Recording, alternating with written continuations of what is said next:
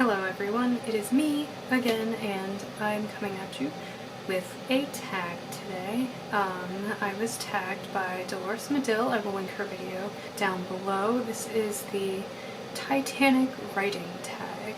So this tag was originally made by Brooke Passmore channel, as I'm sure you all are aware, is bytheBrooke, and it was a collaboration with, I don't want to mess up her name, but her channel is gone so I can't see how to pronounce it. It was Destiny Murtaugh?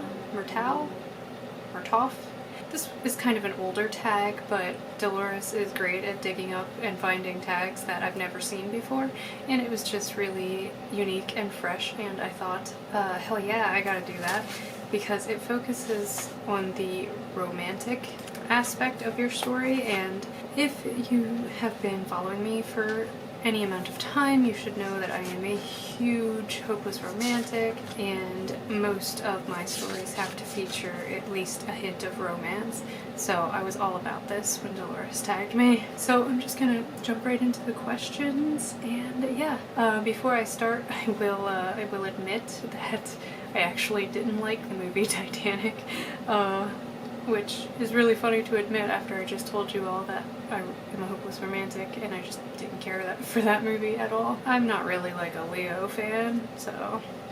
Question 1. Rose. Describe what makes your main protagonist internally strong. So I'm going to cheat a little bit with these questions because I'm going to be using Heartlines. I should have said that. Heartlines is a story where I have two main characters. Let me not put up, two on both. I have two main characters, Paz and Serena, and they are both point of view characters, so it's difficult for me to pick which one is the main character and which one is the love interest.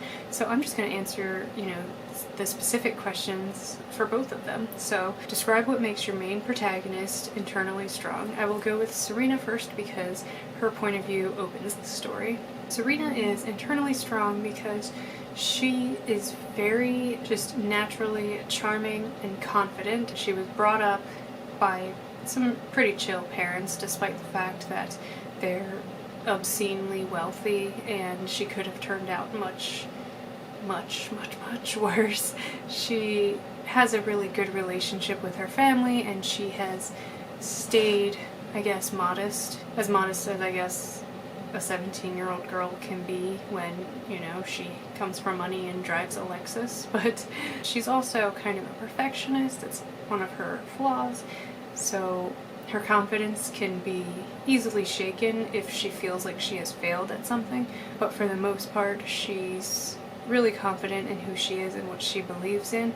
And she's not a follower. She's gonna do what she wants to do and what she thinks is right. As for Paz is internally strong because she has lived a really, really hard life, and I am loving the light that is coming in through my blinds right now. I hope you guys do not mind. Oh, so the clouds cover the sun again. But anyway, Paz has had a very difficult life, not even touching on the fact that she is a werewolf who has to live in secrecy. She has never met her father, and she has been raised her whole life by her single mother, who is a bartender, so she is often out of the house when Paz is home, and Paz has grown up very lonely, and to make matters worse, they are living in poverty. They live in a trailer park, and Paz has been forced to attend school in a wealthy part of town, so she has always been an outcast because all the kids at this rich high school, pretty much hate her just because she's poor, so she doesn't have a lot of friends. She has dealt with, such harsh bullying and being left out and wanting to fit in and knowing that she can't, and even if she, wasn't poor, she's still a werewolf, and her mom wants her to kind of not get close to humans. So Paz is internally strong because she has learned how to kind of adapt this hard exterior where it looks like nothing bothers her. She is no longer as hurt by other people's words as she once was. Now it's to the point where it's just water off a duck's back, and I think that makes her strong. Question 2. It's been 84 years. Does your book have flashback scenes? If not, What are some examples you reference from your character's past? I don't have any flashback scenes in the traditional sense. There is a scene where Paz hears another character's name for the first time in a long time, and she's suddenly hit with a memory of that person. So I kind of describe, a couple of paragraphs. She just vividly has this memory, but it's not like an extended flashback or anything. Serena actually, like I said, these aren't traditional flashbacks, but Serena's grandfather plays a really big role in her story, and she finds a journal of his that he wrote in a lot when he was younger, and it goes into detail with Serena's family's secrets, so to speak, and so, I had to write those scenes kind of from his point of view, and Serena is experiencing them through his journal, but they're not really flashbacks for her. So yes and no, I guess, because of Paz's flashback. I don't know. Question number 3. Jack. What makes your main love interest so lovable? So like the first question, I'm going to answer for both Paz and Serena. Start with Serena. Serena is lovable because, as I already mentioned, she is super charming and she just wants to make you laugh, and she is witty, and it's kind of like a sneaking kind of wit, because when you look at her, you're just like, pretty rich girl, but then she kind of surprises you with her snark and her surprisingly nerdy references, and so she's lovable because she's kind of the whole package. I hate to say it, but she kind of is. And that's not to say she's perfect, but in terms of her joking and her mischievous nature and just like I said, her desire to make people smile, I think that's what makes her lovable. Paz is lovable because she is like a cat. She might be a werewolf, but she is very similar to the aloof attitude that people kind of ascribe to cats, because a lot of people say cats don't show affection, cats are cold, they don't like people, and when you first look at Paz, she's kind of like that, but Paz actually has her own kind of affection beneath the surface. She just doesn't trust people, A, and B, she doesn't want you to know that she likes you, so she's adorable because her aloofness, Serena finds out, is just a front, and Serena kind of melts that icy exterior, and Paz is just, cute underneath it all, and I don't know, I think that's why she's lovable, because she tries so hard to be a grump, and you can see through it, kind of. Question number 4. I'm the king of the world. What line/scene from your book could people easily quote/talk about after reading it? This is bound to change because obviously I'm still working on my first draft and I don't have any memorable quotes right now or scenes, and most of the scenes that I have planned that I feel will be memorable are kind of wordless scenes, like not action scenes but romance scenes, not graphic romance scenes obviously, but romantic tension, and those aren't very quotable when nothing's actually being said. But there is a part that, because when I'm outlining I write down lines of dialogue that I want to remember, and there is a line that I wrote later on in the story, spoilers I guess for anyone who may in the future read this draft if I finish it, but Serena finds out what Paz is, and there's a lot of stress because Serena first doesn't believe her, she thinks she's pulling her leg and it's kind of offensive, and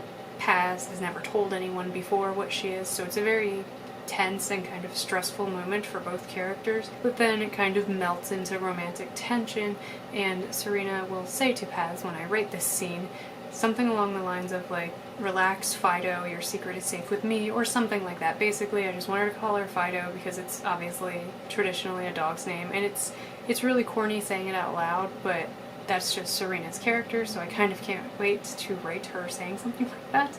And for now, that's the only kind of quotable line I can think of from this story. But like I said, I haven't even written it yet, so who knows. Question number 5. My heart will go on. Do you have a forbidden romance in your book? If it's not forbidden, what obstacles must the characters overcome to stay together?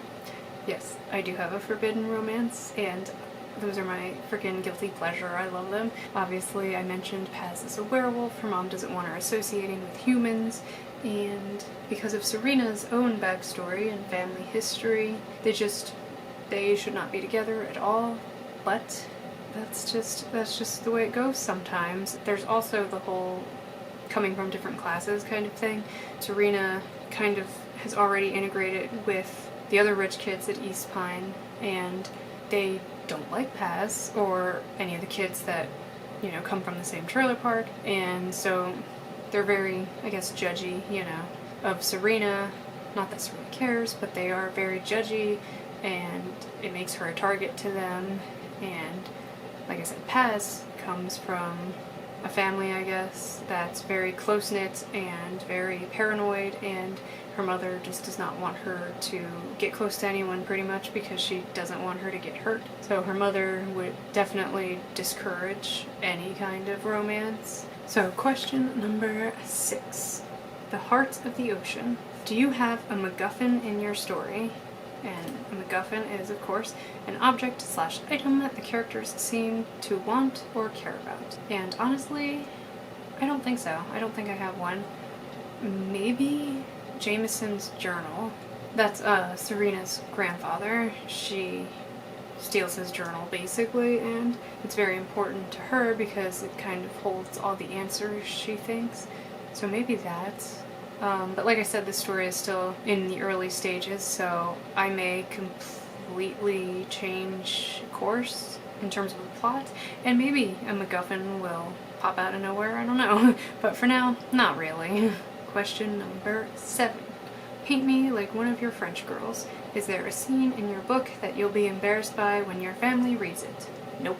I mean, in general, I'm embarrassed by my writing because, you know, you're your own worst critic, so in general, I'm embarrassed by my writing. But in terms of the story content, I'm not embarrassed because I'm gonna let y'all in on a little secret. I used to write very raunchy fanfiction, and it's not like my family read it, you know, I'm not saying that, but I've kind of desensitized myself to shame in terms of what I write.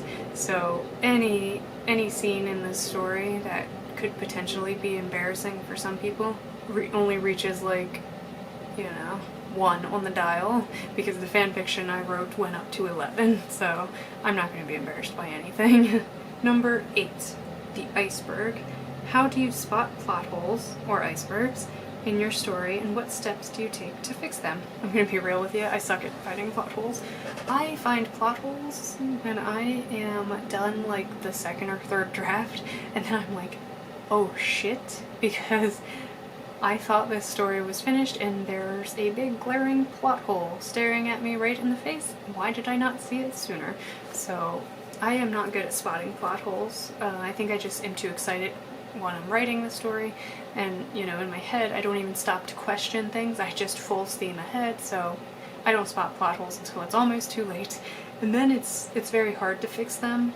And I will admit that I've tried to kind of hand wave them away just by kind of slipping in a single line of dialogue that kind of contradicts the plot hole, and it's not good. I'm not proud of it, but fortunately, I'm not too, I don't know, my stories aren't complicated enough that I have like serious or dramatic plot holes. Like, they're little ones that can be explained away. Question number 9, sinking of the ship.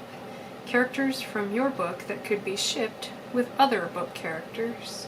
I don't know, I feel like the characters in my story kind of all already have their own, I don't know, ships that most people wouldn't want to pull them away from, because it's funny, like in my Gargoyles of Craven trilogy, I shipped those characters like crazy. I shipped everyone with everyone else, you know, I just was a shipping fiend. But in this one, it's very weird to me that, I don't know, my characters are kind of, I'm satisfied with where they are, that I don't personally see any kind of shipping being possible, which actually is disappointing now that I think about it. But I do have one character, her name is Addison. She kind of starts off as your stereotypical mean girl and evolves through the story. She plays a bigger role than I thought she would, and she's really the only one that I can imagine being shipped with anyone. I don't know. I'll have to, if ever I send this out to beta readers, I'll have to get their opinion on it. Question number 10. The last question. I'll never let go. Is there a character you've written is there a character you've written that would be the hardest for you to kill off, if you ever had to? All of them.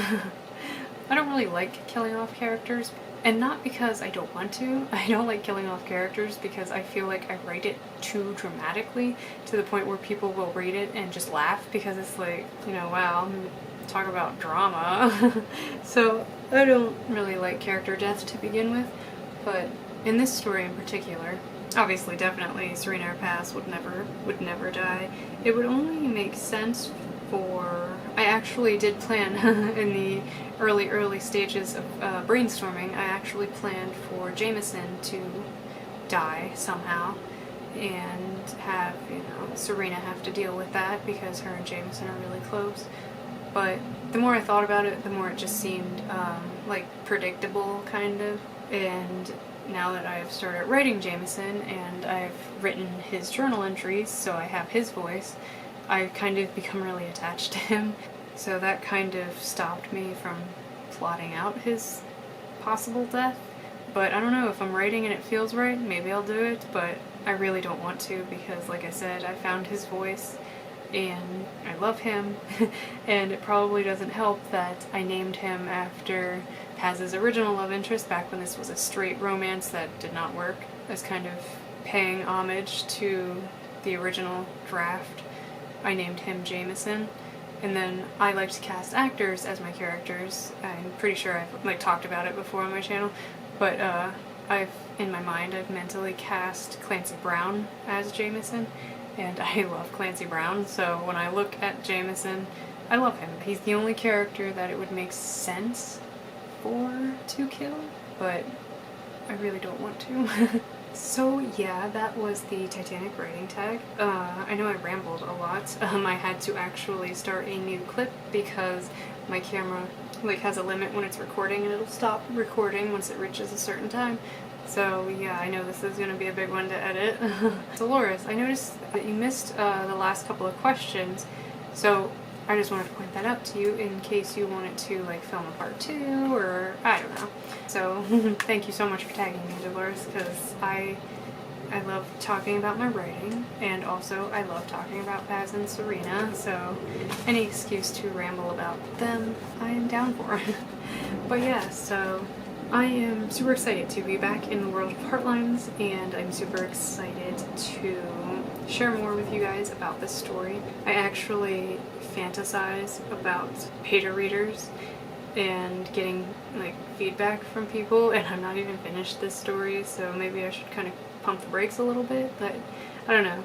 This story just feels good to me, which is very funny because when I was having my crisis back in December, I gave up on this story. I was like, this is trash. I can't believe I had this idea. What was I thinking? And turns out I actually really love this story. So yeah, this tag is really specific because it has to be, you know, for people who write romance.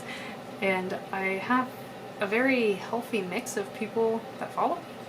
I have people that like romance. I have people that, you know, add romance because they feel like they have to. I have people that completely abhor adding any romance subplots. So, and I don't know what you guys are working on because I'm so behind on my watching. So I'm definitely going to tag Misty over at Misty's writing desk because I know she has romance in her stories. I'm also going to tag Kevin from Kevin the Writer because I think he was talking about romance ideas. I know he had a... Oh my god, I'm awful. I swear I watch y'all's vlogs. I just have the memory of a goldfish. So yeah, I'm tagging Misty and Kevin and... gosh, I'm so sorry. I know that the minute I edit this footage and get it uploaded, I'm going to remember 10 different people I could have tagged. But I don't want to tag anyone that doesn't write romance. It feels very presumptuous. So yeah, I'm tagging Misty and Kevin, and if you are watching this and you write romance, I'm tagging you. And you don't want to let me down, do you? So do the tag. Just let me know if you're doing it, because I would love to watch, because like I said, I am a hopeless romantic, and I love anything that involves love. So, like, comment, and subscribe, all that fun stuff down below. Did you like Titanic? I hated it. I thought it was just too long, and that's saying a lot because The Lord of the Rings is one of my top favorite trilogies, and I saw each movie twice in theaters, so I don't have a problem with long movies. Titanic just felt way too long to me. And I will see you guys in my next video. Hopefully that will be a vlog. Yeah, I think it's going to be a writing vlog, and I'll let you all know where I'm at with Paz and Serena and, you know, the progress of their relationship. So yeah, thank you so much for watching, and I will see you in my next video.